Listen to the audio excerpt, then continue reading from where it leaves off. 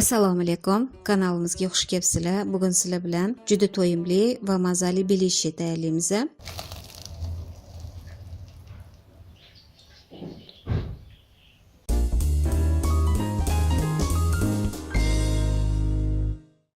Bizga kerak bo'lgan mahsulotlar: smetana, sut, tuz, shakar, dro'jji, un va o'simlik yog'i kerak bo'ladi.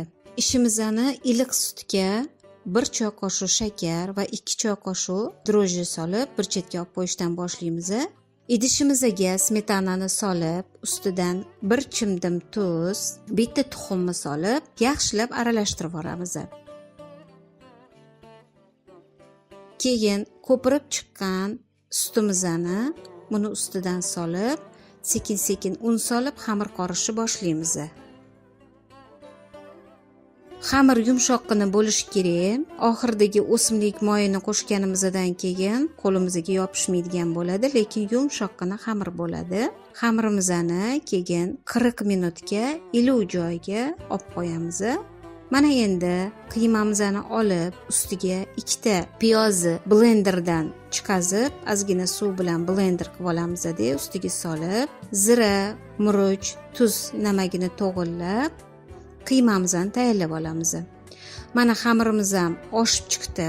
40 minutdan keyin oldim. Endi bularni kichkina bo'laklarga sharik qilib bo'lib olamiz. Tugadigan joyimizni ozgina yog'lab, zuvalalarimizni juvalab, dumaloq shaklga keltirib,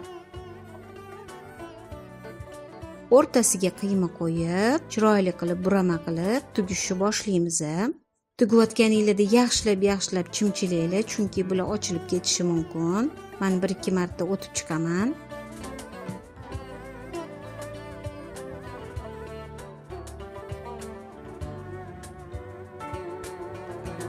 Tugilgan belishilarimizni yana 5-6 daqiqa o'zini qo'yib qo'yamiz. Bular yana ozgina yetiladi.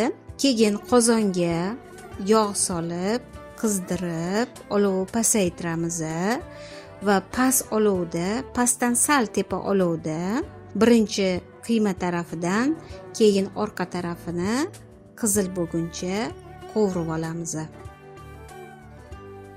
Mana belishilarimiz pishib chiqdi. Juda chiroyli, mazzali, ichlaridagi qiymalar ham sochli, juda to'yimli.